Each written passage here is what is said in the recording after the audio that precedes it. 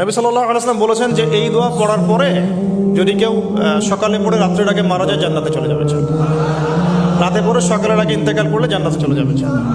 সাইয়্যিদুল ইস্তিগফার, সাইয়্যিদুল ইস্তিগফার। আমার সাথে বলবেন আল্লাহুম্মা আনতা রাব্বি লা ইলাহা ইল্লা আনতা খালাকতানি আনা আবদুক ওয়া আনা আলা আহদিক ওয়া ওয়া'দিকা মাসতাতা'ত আউযু বিকা মিন শাররি মা সানা'ত আবু'ু লাক বিনি'মাতিকা আলাইয়া ওয়া আবু'ু বিযানবি ফাগফিরলি ফাইন্নাহু লা ইয়াগফিরু যুনুবা ইল্লা আনতা।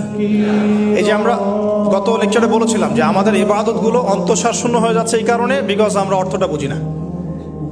এই যে দোয়াটা আপনি করলেন, তো কি পড়লাম? আল্লাহ পাক বলছেন, নবী সাল্লাল্লাহু আলাইহি ওয়াসাল্লাম বলছেন আল্লাহুম্মা, হে আল্লাহ, আনতা রব্বি, আল্লাহ তুমি আমার রব,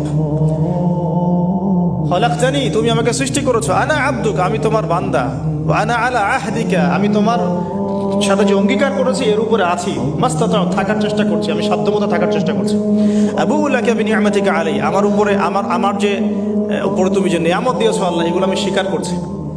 হে আল্লাহ, তুমি আমার উপর যত নিয়ামত দিয়েছো আমি স্বীকার করছি। ওয়া আবু'ু বিযানবি, আমার যত গুনাহ আল্লাহ সব স্বীকার করছি। এইভাবে যদি বান্দা আল্লাহর কাছে দোয়া করে, আল্লাহ মাফ করবেন না? সুবহানাল্লাহ।